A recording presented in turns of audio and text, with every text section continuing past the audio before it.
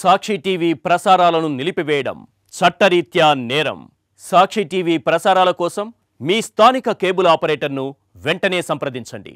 డిటిహెచ్లో ఇంటర్నెట్లో కూడా సాక్షి టీవీ ప్రసారాలను వీక్షించవచ్చు. దేశంలో అత్యంత రద్దీగా ఉండే ప్రధాన విమానాశ్రయాల్లో సాంకేతిక సమస్యలు కలకలం సృష్టిస్తున్నాయి.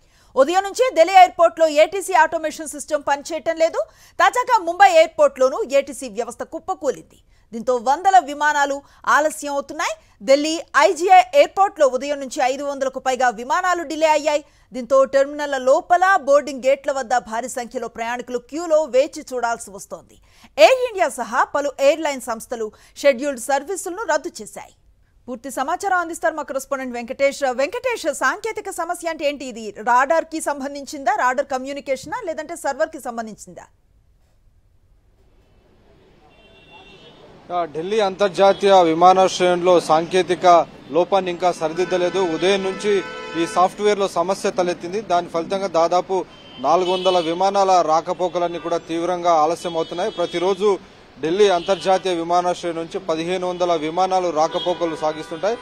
ఈ సాఫ్ట్వేర్లో వచ్చినటువంటి సమస్య కారణంగా ఈ ఏదైతే ఫ్లైట్ వెళ్లాల్సినటువంటి సమయంలో దానికి సంబంధించినటువంటి అన్ని డీటెయిల్స్ అన్ని కూడా ఏటీసీకి సబ్మిట్ చేయాల్సి ఉంటుంది. ఏ రూట్లో అయితే ట్రావెల్ చేయాల్సి ఉంటుందో ఆ రూట్కి సంబంధించినటువంటి డీటెయిల్స్, ఆ రూట్లో ఉండేటువంటి వెదర్ కానీ అలాగే ఇతర అంశాలన్నీ కూడా పర్టికులర్ గా ఆ ఫ్లైట్ వెళ్లేటువంటి మార్గంలో ఉన్నటువంటి వెదర్ కానీ క్లౌడ్స్ కానీ ఈ ఇష్యూస్ అన్ని కూడా రాసి ఒక టెంపరేచర్ కి సంబంధించినటువంటి వెదర్ రిపోర్ట్ కూడా అందజేయాల్సి ఉంటుంది. అలాగే ఆ విమానానికి సంబంధించినటువంటి టెక్నికల్ ఫీజిబిలిటీస్, ఎంతమంది ప్రయాణికులు, దీనికి సంబంధించినటువంటి అన్ని వివరాలను కూడా అందులో సాఫ్ట్వేర్ లో ఫీడ్ చేయాల్సి ఉంటుంది.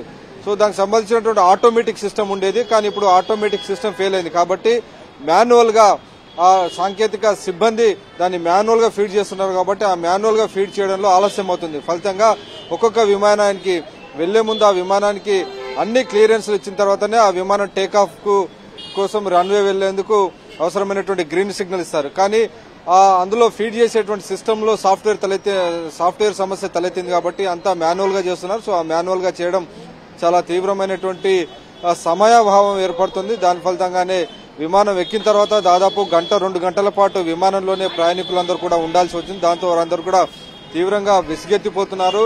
అలాగే వాళ్ళు వెళ్లాల్సినటువంటి గమ్యస్థానాలు చేరుకోవడం కూడా దాదాపు 2-3 గంటలు ఆలస్యం అవుతుంది. ఫలితంగా తీవ్రమైనటువంటి ఇక్కట్లకు ప్రయాణికులందరూ కూడా ఈ ఉదయం నుంచి కూడా గురవుతున్నారు. ఉదయం నుంచి సమస్య తలెత్తినప్పటికీ ఇప్పటివరకు ఆ సమస్యకు పరిష్కారం దొరకలేదు. ఈ సాఫ్ట్వేర్ సమస్యను తాము ఫిక్స్ చేస్తున్నామనేటువంటి ప్రకటన తప్ప ఇప్పటివరకు ఇదమిద్దంగా ఎలాంటి ప్రోగ్రెస్ లేదు. కేంద్ర ప్రభుత్వం నుంచి, కేంద్ర విమానయాన శాఖ నుంచి కూడా ఈ సమస్యకు సంబంధించినటువంటి ఎలాంటి అధికారిక ప్రకటన వెలువడలేదు. ఈ నేపథ్యంలోనే ఆయా ఎయిర్లైన్ సంస్థలన్నీ కూడా ప్రయాణికులందరూ కూడా 1-2 గంటల ముందే మీరు విమానాశ్రయానికి చేరుకోవాలి, దానికి సంబంధించినటువంటి అన్ని క్లియరెన్సెస్ కూడా తనిఖీలన్నీ చేసుకోవాలని విజ్ఞప్తి చేస్తున్నటువంటి పరిస్థితి. సో మాన్యువల్ సిస్టమ్ కు మారింది.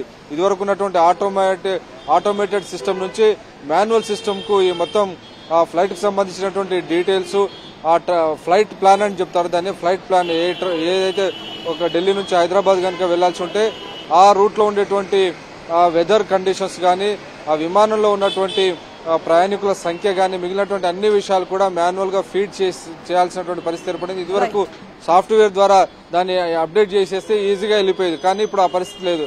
దాని ఫలితంగానే ఈ సమస్య తలెత్తి దాదాపు 400 విమానాలు ఆలస్యం అయ్యాయి. సో ఇంకా ఎప్పటిలోగా ఈ సమస్య పరిష్కారం అవుతుందనేటువంటి దానిపైన ఎలాంటి సమాధానం మాత్రం రాలేదు. సాక్షి టీవీ ప్రసారాలను నిలిపివేయడం చట్టరీత్యా నేరం.